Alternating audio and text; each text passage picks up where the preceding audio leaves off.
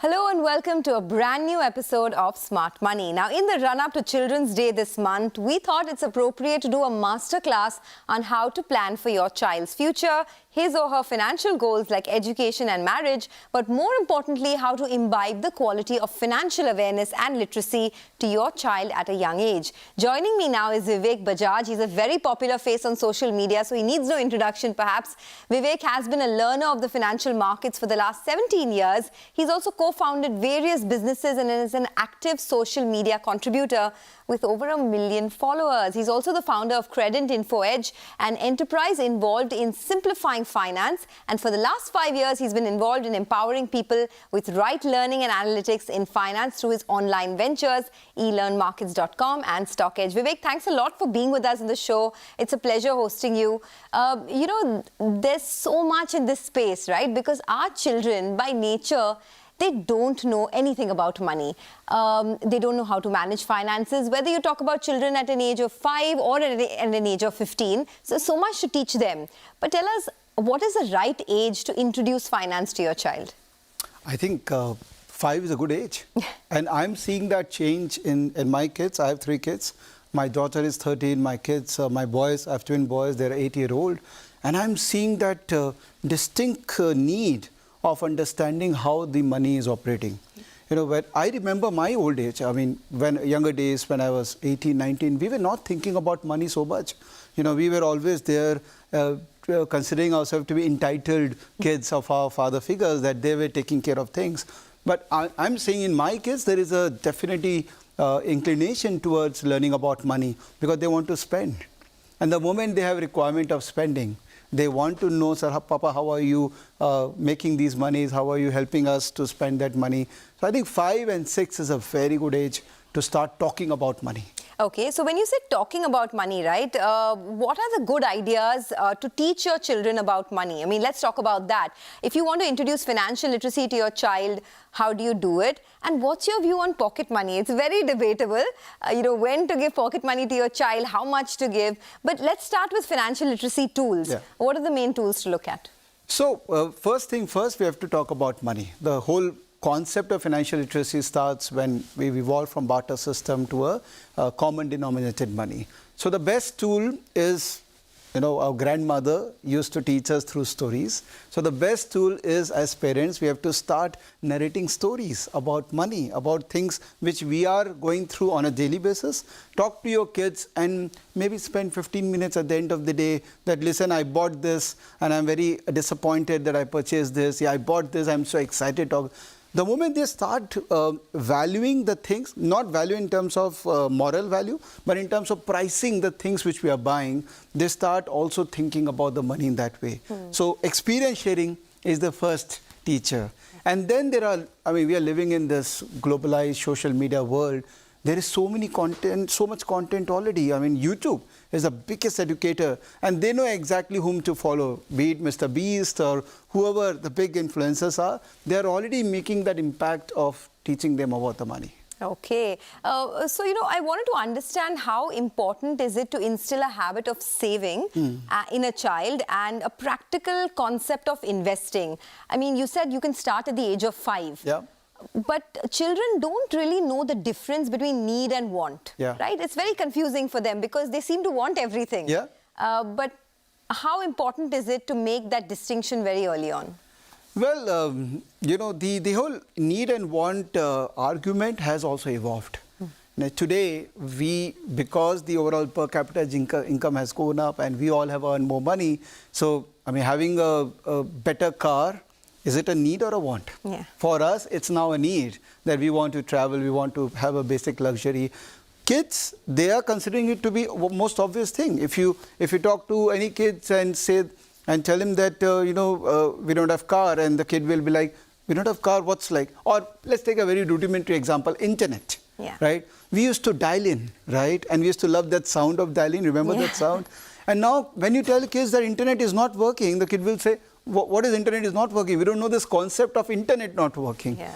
So I think the whole need and want argument has to be seen in a very different manner. Let's accept the fact that when we talk to the children, we tell them that हमारे ज़माने में ऐसा होता था, हम पापा को बोलते थे गाड़ी दे दो, and Papa used to tell that, why do you need a car? Yeah. And now you can't have the same analogy drawn. You can't. You have to accept that the basic want, which we thought is a want, is a need for the child. Absolutely, absolutely. So, you know, of course, this is a very long-drawn topic, and I'll come back to it on how to educate your child. But we also want to teach our viewers how to invest money to secure their child's future, because it's never too early to start investing for your child, right? So take us through the basics. If I want to invest money and I have a 5-year-old son, if I want to secure his future, how do I do it? Well, you know, someone said that you should always start with Excel A1, cell A1. So cell A1 to the complete Excel. First open an Excel sheet and mention the age of your child and draw a 50-year map for the child. You will know that at this age there will be certain capital requirement, right? And if you have today X capital, and if you know that after 50 years you will be leaving a legacy of X capital for your child, then you can map that objective, that money requirement at a particular age with that requirement. So Excel sheet, everyone should have that Excel sheet. It cannot be that, oh, I know that after 5 years I'll have this capital requirement, so how do I plan that? No, you draw the Excel sheet. You look at after 5 years, this is the education expense required. After 15 years, this is an advanced education or a marriage requirement. And you can map individual assets with that specific goal. Okay, you know, since I have a child of 5 years of age, I took the liberty to make that Excel sheet for you with a child who is 5 years old. It's just going to come up for you in seconds from now. So there you have it, right? The child's age is 5 years and there are about maybe 12, 13 years left to go to college. Taking into consideration inflation, the goal amount, the future value of the goal. So the goal amount, I mean, just go through this table for us. This is a table that you've shared. Sure. If I want a particular goal for my child's education, how much should I put in? Sure. So 5-year age and 12 years to go to the college. So I'm sure you are planning for that college thing. Inflation 10% because there are two legs of that inflation. One is the currency depreciation. You have to always consider that whatever, even if you are not asking your child to go abroad, in India also, your currency depreciation is something which... So 3% is your annualized currency depreciation, and long-term inflation 6 to 7%. So that's why the inflation rate is 10%. My goal amount is 51,000, and this 51,000, if I'm not wrong, this is 5 lakhs. This is 5 lakhs. This is 5 lakhs. 5 lakhs. So 5 lakh is my goal amount, and the future value is around 15 lakh. So basically, considering the inflation, my requirement is 15 lakh. Okay. After 12 years, when the kid goes to the college. Okay, so I have a requirement of 15 lakhs. I mean, this is very basic, right? We all know that no education will cost you 15 lakhs. It'll be a lot more than that. Absolutely. But we're just taking this as a basic amount. Now, if I want to reach this 15 lakh goal, what do I need to do? How much should I split it? We've put the different assets there as well. Yeah. How much should be in fixed deposit, how much in mutual funds, how much in stocks? Yeah, so obviously you don't want to put the entire capital in equity because that will have a different risk profile. So what I'm recommending is you should have an FD, no doubt about it. Some people may not like this argument that FD should be there, but it gives comfort. It gives that security to that capital which you have. So you should have an FD equivalent to this amount because it's a matter of child education. You can't play with that. Then mutual fund, if you see the long-term return, 5-year CAGR of a typical mutual fund, it's around 13%, right? So you should park some capital there, which is equivalent to 61,000. And stocks, because I come from stock market, I understand the power of stock market. And a bit of sweetener to enhance your return is required to beat that nasty inflation. So I think 15% return should be expected from stock. So 54,000 is the one which you should expect. But there's a question here, right? Because if I invest for my son now, after 12 years, so much would have changed. There's rapid disruption happening year after year. So when you talk about buying stocks, do you buy the blue chip stocks? Do you look at trends? Do you look at themes? How do you decide what stocks to buy? Well, the ideal scenario is that if you are a passive investor, then you look out for stocks where there is a very high chance that those stocks will stay forever. I'll give you an example. I have a theme called mother stocks, where basically it's like mother stocks having kids, okay? And these stocks are having their own business. It's not a holdco. These companies have their own business. For example, State Bank of India. For example, Reliance or Info Edge. These are the companies who are like mother companies. They are doing great in their respective businesses and their kids are doing phenomenal. make a basket of 10 stocks or mother stocks and keep on investing in them. If India is growing, if equity market has to grow in India, that is a primary hypothesis, then these mother stocks will give you stability and decent return. So are these mother stocks like, are market leaders in their own genre, or are they high growth stocks? Are they stocks with low debt? I mean, what are your filters that you look at when you decide what to buy? Well, this is very simple logic. I'm not looking at any filter. I'm looking at companies who are doing good in their respective business. For example, Grasim, they have business, they have good visibility of the business, and they also have subsidiaries or investment in other companies who are doing reasonably well. So you will be able to identify 10 stocks. I mean, you just YouTube Vivek Bajaj mother stocks, you'll get the video.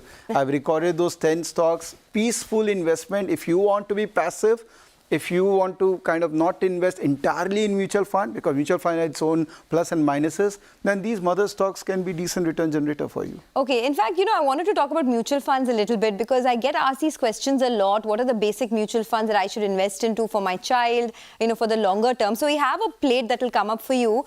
These are, of course, a set of mutual funds that Vivek has put together for us. It should just show up for you in a bit.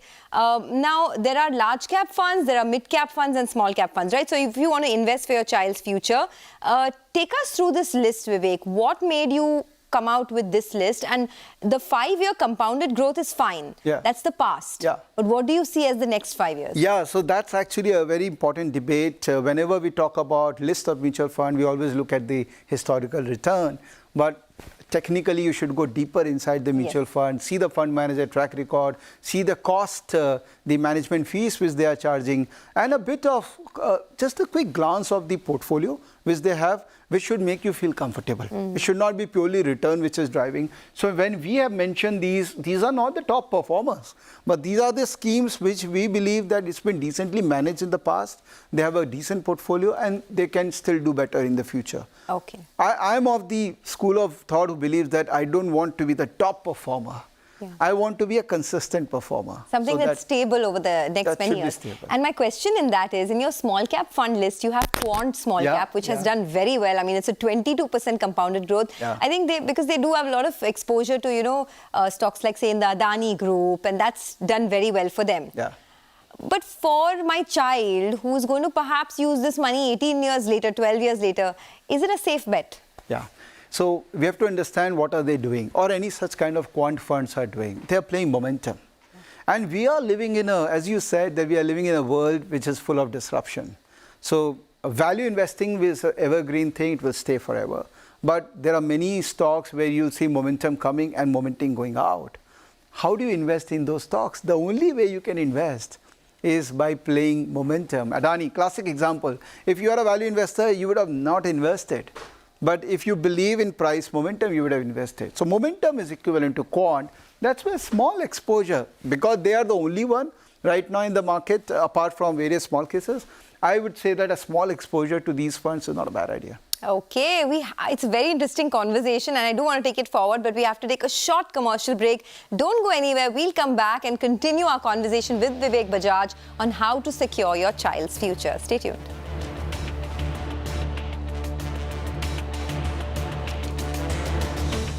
Welcome back, folks. It's a very special episode on Smart Money where we're discussing our children's future, as it is just 10 days away from Children's Day, and we have Vivek Bajaj here. He, of course, has been in the markets for over 17 years and he has 3 kids of his own, so he knows what he's talking about. Vivek, before the break, you were telling us about the different kind of mutual funds that one can invest into for your child, right? Yeah. So I just want to get that plate up on board because there's a good mix of large cap funds.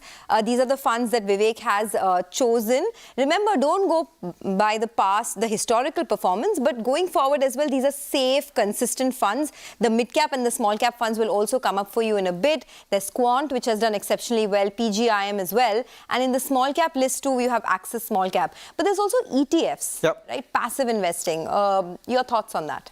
I think it's a perfect thing to start because that gets you inside the market. You start looking at NAVs, which the concept of NAV is only comprehensible once you invest, and ETF allows you 100 rupees, 500 rupees to invest. So the best thing to ask your kid is that you start ETF investing, because you will start understanding the instruments behind the ETF. So Nifty ETF is the most obvious choice because that's the most traded one. Apart from that, I recently did a study on Nifty Junior.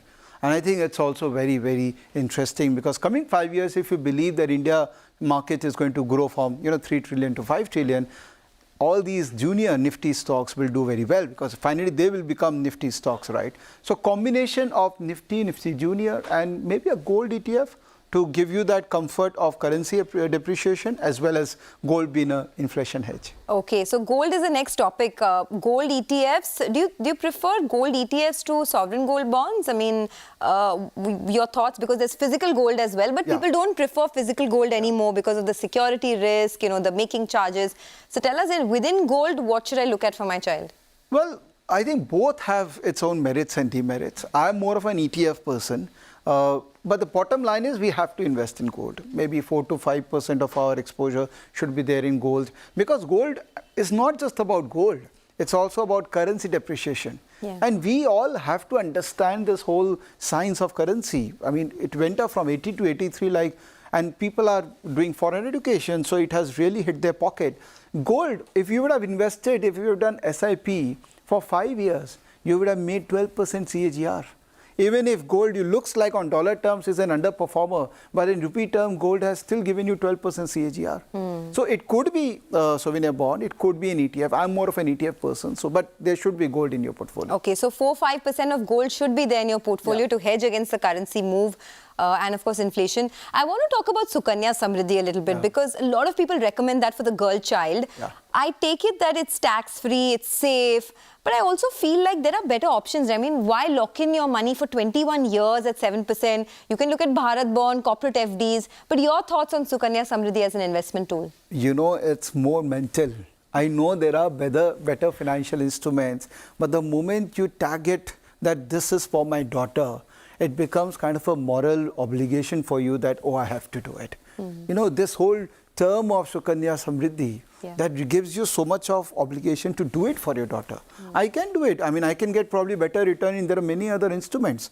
But this is like a yearly commitment you have given to your daughter that, listen, I'm going to do it for you till you become 21. So I don't think so you should consider that to be a financial asset. Okay. It's more of something which you want to do for your daughter. But you may need the money at 18, at 19. There's a 21-year lock-in. Don't you think that's not financially a prudent I mean, you can decide the capital. No one is asking you to put large capital, right? From 500 rupees to 1.5 you can do. So plan things. That's why I'm saying sell A1, start from sell A1, so that you can plan that, okay, I'm okay to invest only 10,000 rupees a year, so that you don't have to really question that 10,000 in future. Okay, so we've decided, we've, sort of chalked out our entire strategy on how to plan for your children's future. But coming back to talking about money, right? I wanted some tools for children. What are the kind of books that you would advise? How important is it to talk to your children about money, and what are the different resources that you can share with them? I think the best resources would be internet and YouTube. There are so many book reviews. So get your student, get your kid, get away from all those gaming YouTube channels and give them some interesting book review channels. And there are some books which I did mention. I mean, the standard books in the psychology of money and other. Make it more interesting, make it more fun for them.